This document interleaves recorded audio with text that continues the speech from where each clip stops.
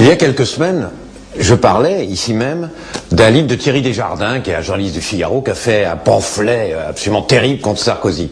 Et c'est intéressant parce que ce livre, très contestable par ailleurs, personne n'en parle. Il se vend très bien, mais les journaux n'en parlent pas. Pourquoi? Parce que, comme il est anti-Sarkozy, la presse de droite n'en parle pas, et comme il est réac de Chirac, la presse de gauche n'en parle pas. Et ça, c'est absolument typique. Regardez, il vient de sortir un livre très important en France, dirigé contre la religion. Et c'est un livre de Richard Dawkins. Richard Dawkins, c'est un des plus grands savants vivants. Et en plus, son livre s'est vendu à des millions, vous entendez bien, des millions d'exemplaires dans le monde. Pas un mot dans la presse française. Pourquoi?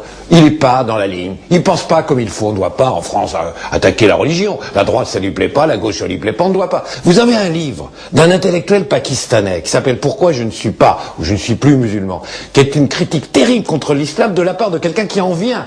Ça a millions d'exemplaires dans le monde. C'est un livre très important. Pas un mot en France. Attendez, on n'attaque pas l'islam. Ça se fait pas.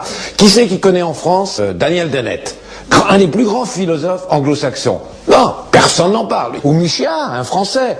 Ah, il a le malheur d'être un peu dans la perspective de la pensée populiste américaine. Attends, il n'est pas question de parler de ses livres. Voilà. Et tout est comme ça. C'est-à-dire que on a une telle exclusion de la différence. Il y a une telle espèce de terrorisme intellectuel de ce que j'appelle le parti de l'intelligentsia dominante, qu'il ne faut pas s'étonner qu'aujourd'hui, le débat d'idées, le débat philosophique en France est inexistant et totalement nul.